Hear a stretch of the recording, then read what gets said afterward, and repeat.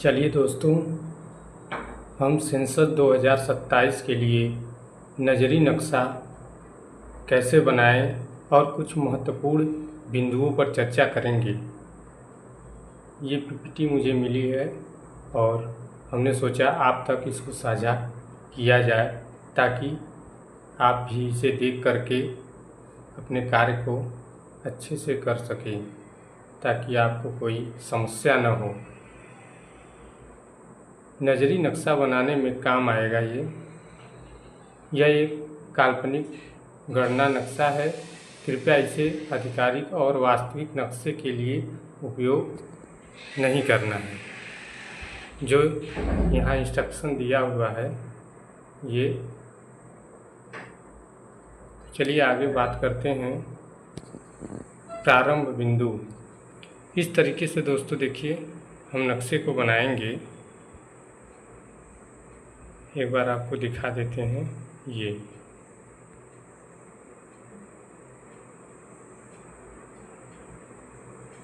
कुछ इस तरीके से उत्तर पश्चिम से हम शुरू करेंगे नक्शा बनाने और गणना करना। इस तरीके से हम भवन को नंबरिंग देते और अपने नक्शे को बनाते हुए आगे बढ़ेंगे और उसे तीर से दर्शाते रहेंगे क्रम बाय क्रम। कुछ इस तरीके से जहाँ पे चर्च, मंदिर, पार्क, सार्वजनिक स्थान आए उसे ज़रूर दर्शाना है। स्कूल, कॉलेज, हॉस्पिटल, ये आपके बहुत उपयोग में आने वाला है। इसे ध्यान से समझें। इसका अंतिम बिंदु दक्षिण और पूरब पे आके ख़त्म करना है, जो तीर से दिखाया गया है। देखिए यहाँ पे ये तीर लगा हुआ है, यहाँ पे हमारा एंड पॉइंट है। अगला पेज, जनगणना 2027 प्रारंभिक चरण मकान गणना। मकान गणना कैसे हमको करना है? भवन संख्या, मकान संख्या और परिवार संख्या ऐसे दर्ज होगी।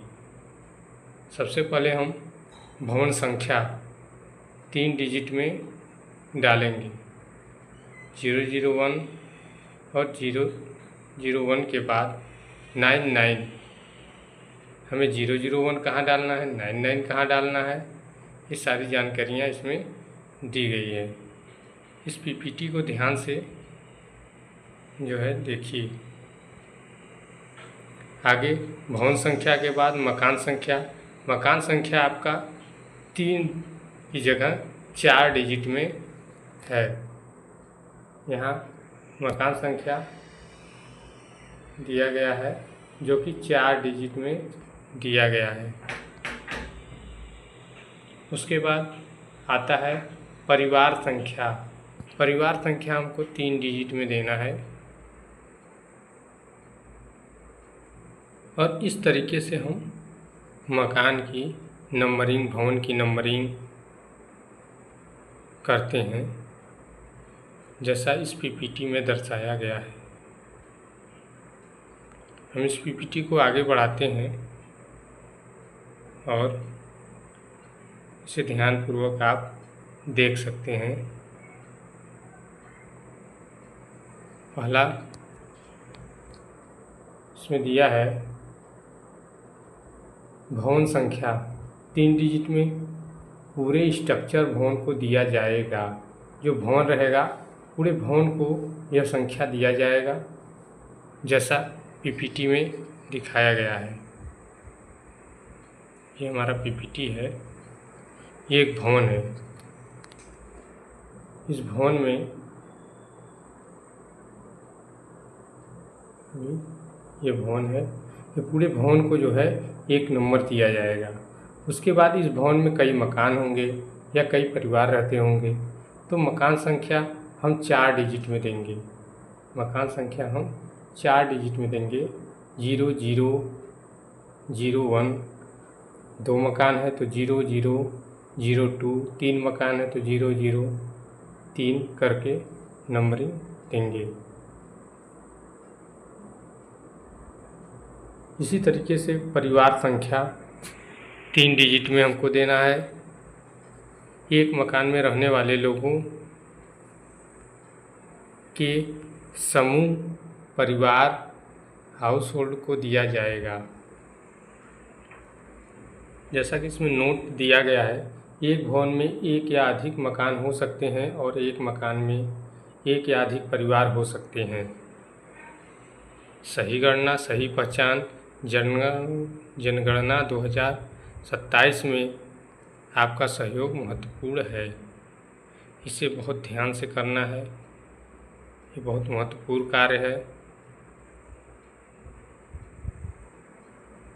आगे मकान और परिवार की पहचान करना। हम मकान और परिवार की पहचान कैसे करेंगे? मकान और परिवार की पहचान हम कैसे करेंगे? चलिए देखते हैं। गणना में सबसे बड़ा आधार रसोई किचन होता है। सबसे बड़ा आधार किचन होता है। जनगणना में मकान और परिवार की गिनती रसोई के आधार पर की जाती है, प्रवेश द्वार से नहीं। कभी कभी होता क्या है कि एक भवन में कई परिवार रहते हैं या उसमें कई दरवाजे होते हैं, तो हम उस दरवाजे से उसे नहीं आंकेंगे। हम वहाँ जाएंगे और पूछेंगे कि सारे लोग एक ही रसोई से खाना खाते हैं या अलग अलग रसोई से खाना पकाकर खाते हैं। अगर अलग अलग रसोई से खाते होंगे तो हम वहाँ पे मकान और परिवार की पहचान आसानी से कर सकेंगे। जितनी रसोई उतने परिवार, न कि हम उसे प्रवेश द्वार से दिखाएंगे। आइए आगे देखते हैं। जैसा स्थिति 1 में दर्शाया गया है, यहाँ स्थिति 1 को पढ़ते हैं, समझते हैं। स्थिति 1 में दिया गया है अलग अलग प्रवेश द्वार, एक ही रसोई। जैसा अलग अलग प्रवेश द्वार, एक ही रसोई। यहाँ पे 2 प्रवेश द्वार दिए गए हैं, जैसा एक इधर और एक इधर है। प्रवेश द्वार 2 है परंतु रसोई 1 है। और दूसरे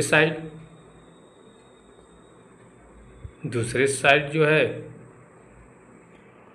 यहाँ पे 1 रसोई और 2 रसोई, लेकिन प्रवेश द्वार 1 है।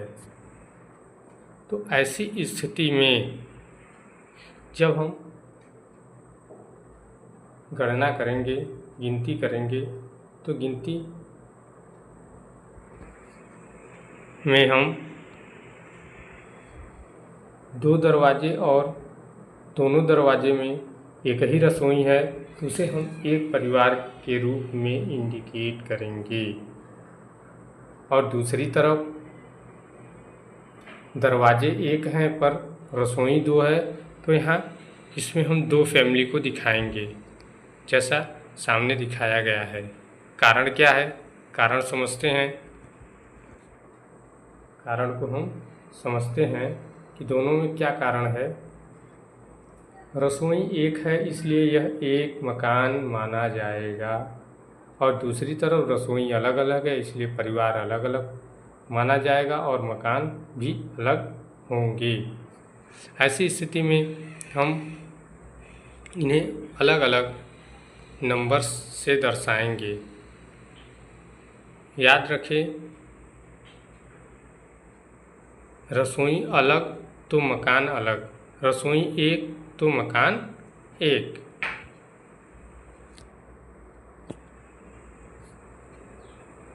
अब हम नजरी नक्शा और मकानों की गणना की विधि को जानेंगे। किस तरीके से हम नजरी नक्शा और मकानों की गणना करेंगे। उत्तर पश्चिम कोने से शुरुआत।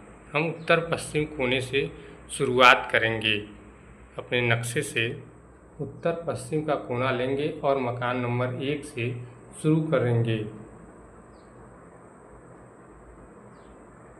जैसा कि चित्र में दिखाया गया है, और सर्पाकार तरीके से करेंगे। हम उत्तर पश्चिम से शुरू करते हुए पूरब दिशा की तरफ आगे बढ़ेंगे और फिर वहाँ से रिटर्न उत्तर पश्चिम की तरफ आएंगे। इस तरीके से हम गणना को करते हैं और नक्शे को तैयार करते हैं।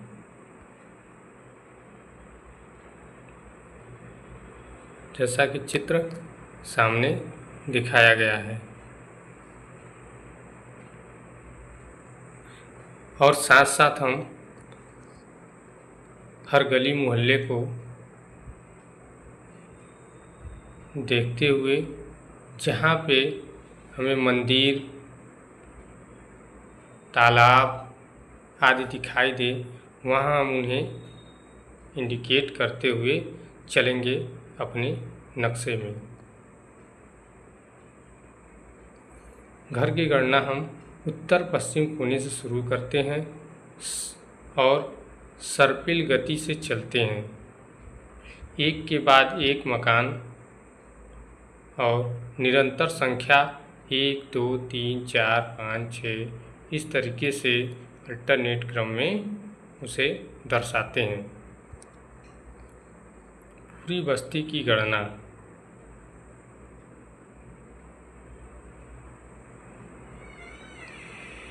अब नजरी नक्शा में हम अपने मकान को कैसे दर्शाते हैं इसको देखते हैं। भवन नंबर, पहले हम भवन को नंबर देते हैं, फिर भवन का प्रकार, पक्का मकान, कच्चा मकान, और उसका उपयोग, वो आवासीय के रूप में उपयोग किया जाता है या भंडारण के रूप में या दुकान के रूप में। फिर जनगणना मकान दर्शाना है। उसके बाद नजरी नक्शे में उसे हम नंबर देते हैं। जैसे भवन नंबर 9, यहाँ भवन नंबर हम 9 की बात करते हैं, तो इस भवन नंबर में हमें 2 मकान दिखाई दे रहे हैं, 2 भवन का प्रकार दिखाई दे रहा है, पक्का और आवासीय। तो हम इसको जनगणना मकान में दर्शाएंगे 2, नजरी नक्शे में 9 और 2 लिखेंगे। इसी प्रकार 10वें भवन पे आते हैं। इसमें पक्का भवन और गैर आवासीय भवन है, तो यहाँ पर हम जो पक्का भवन है और गैर आवासीय है तो 1 दिखाएंगे और इसको नंबर देंगे 10-1, यानी 10-1। भवन नंबर 10 और मकान नंबर 1। इसी प्रकार हम 15वें भवन पे आते हैं और वहाँ हमको एक कच्चा मकान मिलता है। ये देखिए कच्चा मकान मिलता है जो आवासीय है। तब हम इसको कैसे दर्शाएंगे, जिसमें 3 परिवार रहता है। तो हम 15 नंबर पे आते हैं और 3 परिवार दिखाते हैं। भवन नंबर 15 और इसमें 3 परिवार रहते हैं।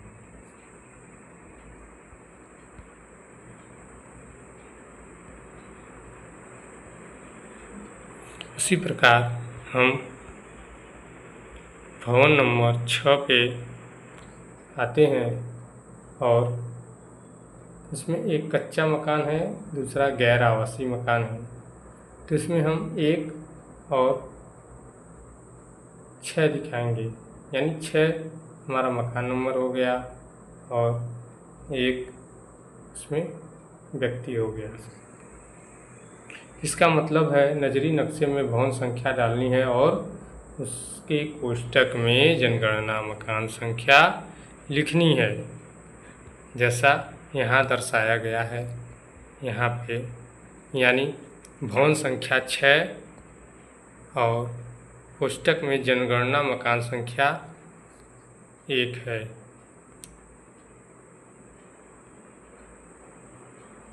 अब आइए हम बात करते हैं एचएलओ ऐप में जनगणना मकान या जनगणना भवन कैसे अपडेट करें।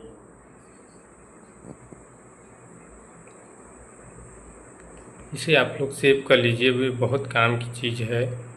इस वीडियो को कम से कम 2-4 बार ज़रूर देखिएगा, जिससे आपके दिमाग में सारी बातें बैठ जाएंगी। आगे देखते हैं, क्या आप अनुमति संख्या क्या आप अनुमानित संख्या को बाद में बदल सकते हैं? जी हाँ, बिल्कुल। जो अनुमानित संख्या आप डाले हैं उसे हम बाद में बदल सकते हैं। सबसे पहले आपसे वो जब ऐप खोलते हैं तो पूछता है भवन संख्या और मकान संख्या, तो हम उसमें अनुमानित संख्या डालते हैं, तब हमारा ऐप्स आगे खुलता है, जिसे हम बाद में बदल सकते हैं।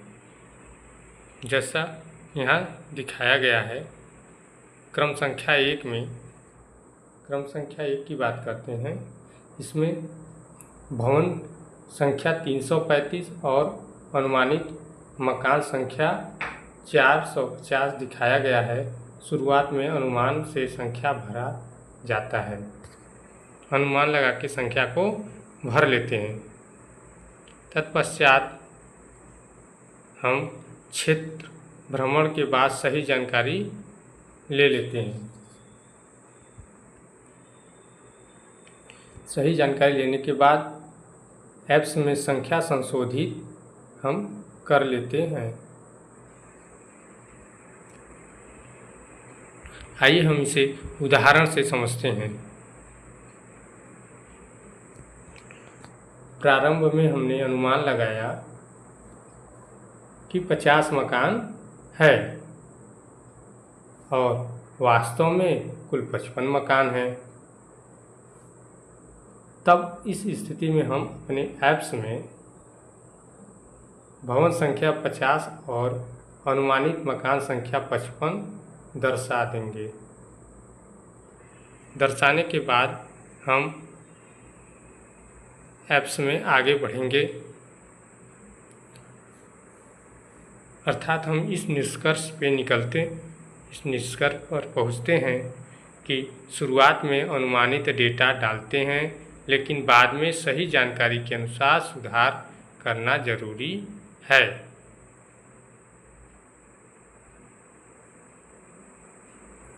आइए आगे देखते हैं,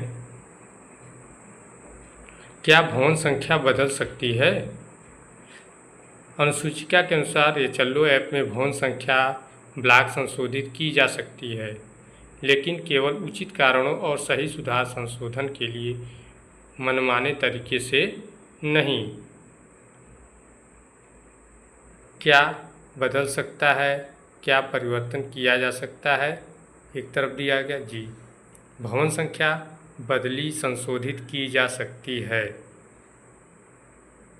उपभवन संख्या बदली जा सकती है, नया भवन जोड़ा जा सकता है, भवन का प्रकार संशोधित हो सकता है, भवन की स्थिति भी बदली जा सकती है और उपयोग जैसे आवासीय, गैर आवासीय, मिश्रित आदि को भी बदला जा सकता है।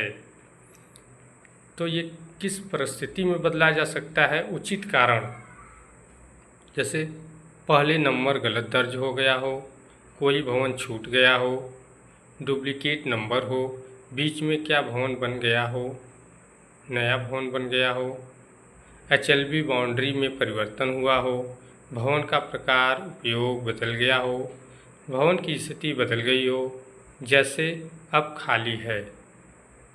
इन परिस्थिति में हम जो है अपने ऐप में बदलाव कर सकते हैं, संशोधन कर सकते हैं, संशोधित कर सकते हैं। उदाहरण, बदलने के उदाहरण। आइए हम देखते हैं बदलने के क्या उदाहरण है। गलत नंबर दर्ज हुआ हो, जैसे एक के बाद 101 और 101 के बाद 105, फिर 103, फिर 103, फिर 103A। नया भवन बना 106। बाउंड्री में परिवर्तन हुआ हो तो ऐसी स्थिति में हम जो है अपने ऐप में बदलाव कर सकते हैं, बदल सकते हैं। किन स्थिति में हम बदलाव नहीं कर सकते, इसको देखते हैं। इसमें दिया हुआ है बिना कारण पुराना नंबर हटाना। बिना कारण के हम पुराने नंबर को हटा नहीं सकते हैं। मनमाने तरीके से नंबर बदल नहीं सकते हैं। क्रम तोड़ना नहीं है। नंबर रिक्त यानी स्किप नहीं करना है। अनुचित कारण बताना है तभी उसे हम संशोधित करेंगे। गलत जानकारी नहीं देना है, जिससे आगे चल के काफ़ी दिक्कतों का सामना करना पड़ सकता है। हम किस तरीके से भवन संख्या को बदल सकते हैं, आइए उसकी प्रक्रिया को देखते हैं। मौके पर सत्यापन करें, सही कारण सुनिश्चित करें। HLO ऐप में विवरण अपडेट करें। आवश्यक दस्तावेज रिकॉर्ड से मिलान करें। सर्वे सुपरवाइजर चेंज ऑफिसर की स्वीकृति लें।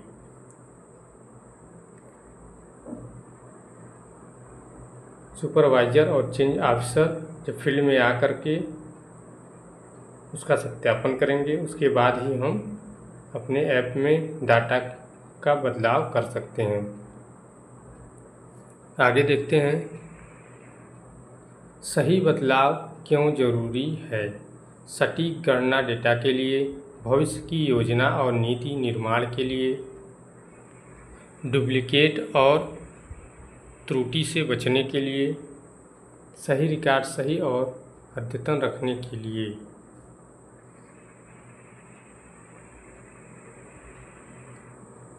नोट: HLO ऐप में भवन संख्या बदलने का अधिकार है। केवल उचित सही कारण, प्रमाणित स्थिति और अनुमोदन के साथ ही करें। सही और सटीक नंबरिंग करना हमारी जिम्मेदारी है। आगे देखते हैं,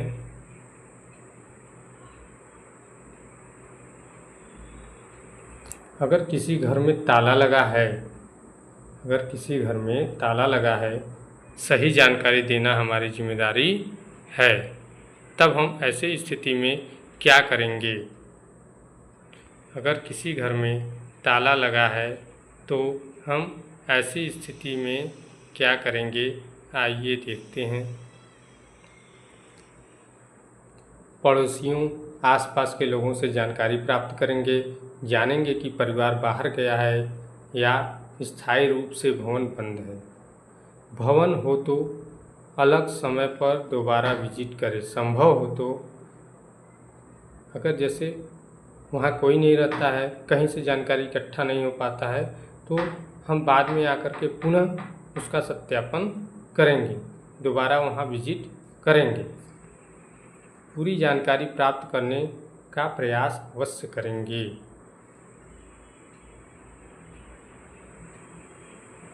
अगर इसकी जानकारी हमें मिल जाती है तो प्राप्त जानकारी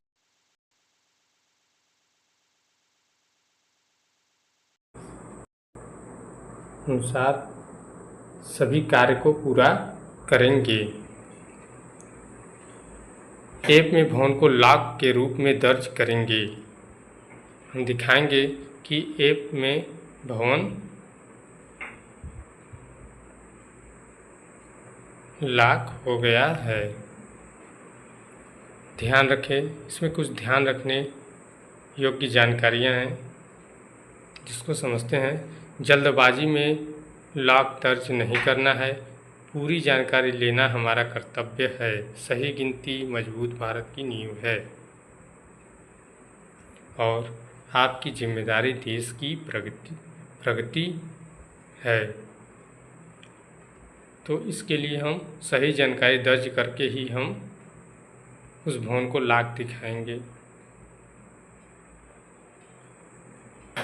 नंबरीकरण कैसे करें? महत्वपूर्ण निर्देश प्रगणकों और इनुमेरेटर के लिए मार्गदर्शिका है ये, जिसमें पहला दिया गया है भवन और जनगणना मकान की पहचान।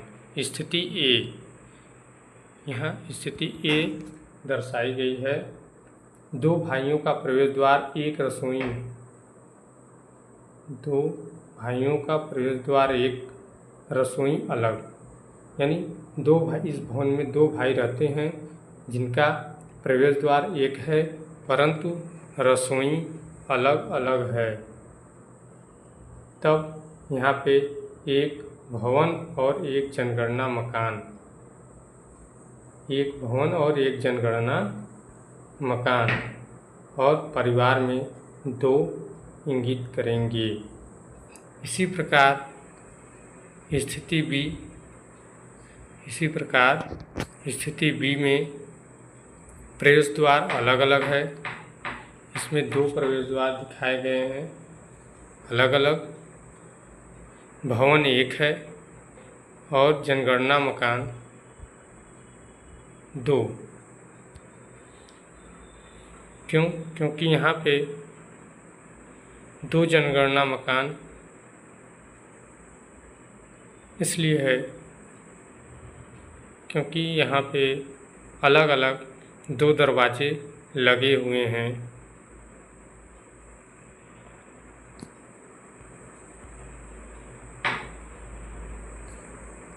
दूसरा, नंबर डालने की सही प्रक्रिया, स्टेप बाय स्टेप देखते हैं। नज़दीक नक्शा बनाते समय, यहाँ पे जब हम नजरी नक्शा बनाएंगे तब भवन में हम एक भवन और दो परिवार दिखाएंगे। दूसरा चरण,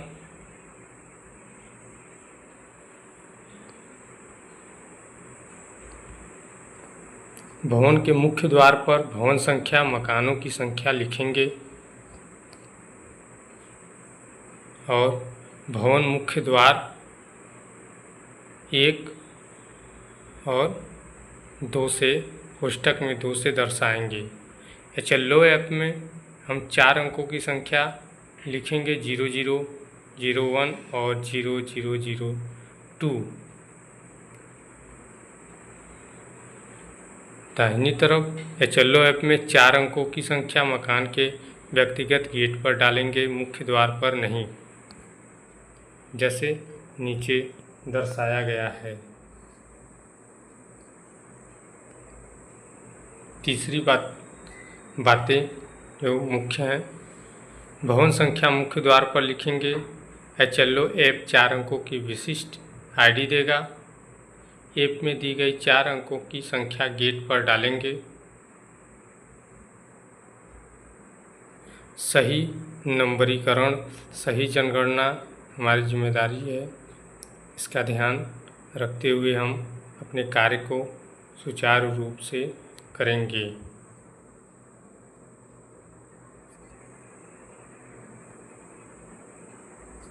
जनगणना में मकान गिनने का आसान नियम। कई बार यह बताना मुश्किल होता है कि एक भवन में कितने जनगणना मकान सेंसस हाउस माने जाएंगे। ध्यान रखें, स्वामित्व, उपयोग और अलग प्रवेश द्वार के आधार पर ही हम उसे सुनिश्चित करेंगे। जैसे एक भवन और 5 कमरे, तो ऐसी स्थिति में स्थिति 1, हर कमरे में अलग अलग परिवार। स्थिति 2, एक ही परिवार सभी कमरों का उपयोग करता है।